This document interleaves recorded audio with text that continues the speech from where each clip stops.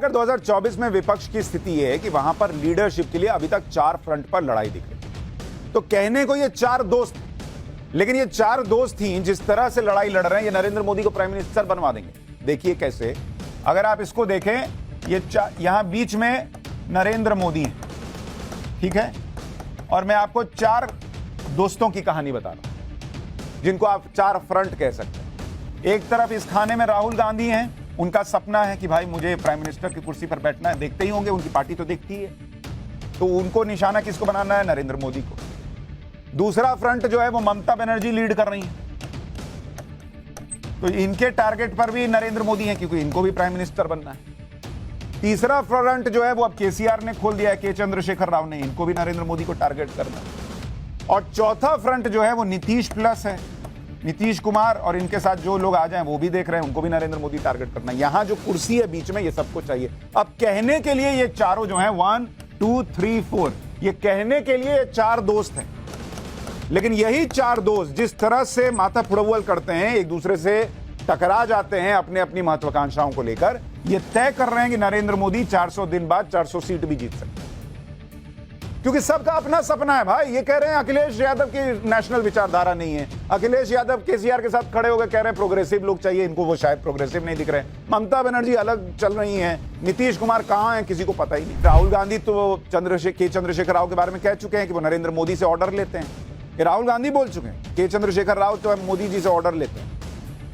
ममता बनर्जी ने अब तक राहुल गांधी की भारत जोड़ो यात्रा पर एक बयान नहीं दिया है, और ममता बनर्जी जब से राहुल गांधी और सोनिया गांधी से मिलकर निकली थी, उनके तेवर ही अलग लग रहे थे, तो इनका तो जोड़ दिख नहीं रहा। कागज पर दोस्त हैं और विचारों में जो है दुश्मनी चल रही। ये लोग 2024 में नरेंद्र मोदी से लड़ने के सपने तो देख रहे हैं, लेकिन इन सभी के सामने अपनी अपनी चुनौतियां भी हैं। जैसे के चंद्रशेखर राव को 2024 की दावेदारी से पहले 2023 में पहले तेलंगाना का चुनाव जीतकर दिखाना होगा ना बॉस। बीजेपी दावा कर रही है कि हम तेलंगाना में जबरदस्त परफॉर्मेंस देंगे, वहां अगर बीजेपी पूरी तरह से सरकार ना बनाए, सीटें बढ़ जाएंगी, तो के चंद्रशेखर राव कैसे बोलेंगे?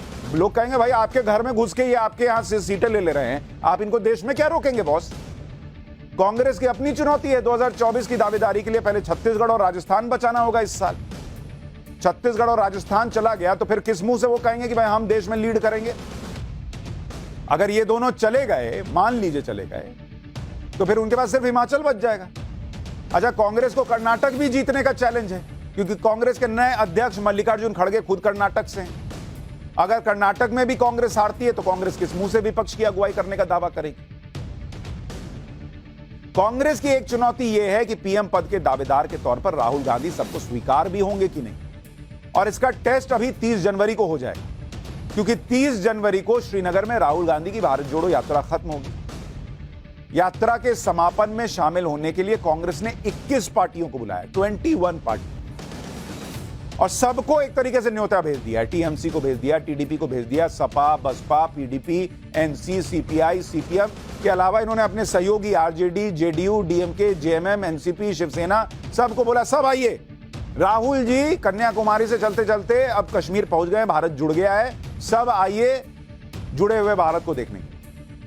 जिनको नहीं बुलाया गया है उनमें आम आदमी पार्टी है दिल्ली और पंजाब, जहां उनकी सरकार है, बीआरएस है, यही चंद्रशेखर राव वाली पार्टी, तेलंगाना से, ओडिशा से बीजेडी को नहीं बुलाया गया, और कर्नाटक से कहा जा रहा है जेडीएस को नहीं बुलाया गया। कांग्रेस का हाल तो यह है कि उसके साथ जो गठबंधन में है वही भारत जोड़ो यात्रा में शामिल नहीं हुए। जैसे बिहार में महागठबंधन में कांग्रेस है ना भाई, लेकिन नीतीश कुमार ने यात्रा से यह कहकर दूरी बना ली, ये कांग्रेस का आंतरिक मामला है। वो कह रहे ये जो भारत जोड़ रहे हैं ये कांग्रेस का इंटरनल मैटर है। कांग्रेस की पुरानी सहयोगी आरजेडी भी यात्रा में शामिल नहीं हुई। तो ये तो दोस्त हैं, कहने को दोस्त हैं। ये सारे वो दोस्त हैं जिनकी नजर एक बाइक पर है, सबको वही बाइक चाहिए, और सबको पता है कि सबकी जेब में पैसे कम है। अगर सब पैसा मिलाए तो शायद हो सकता है कि बाइक मिल जाए, लेकिन कोई किसी को कर्जा देने को तैयार नहीं।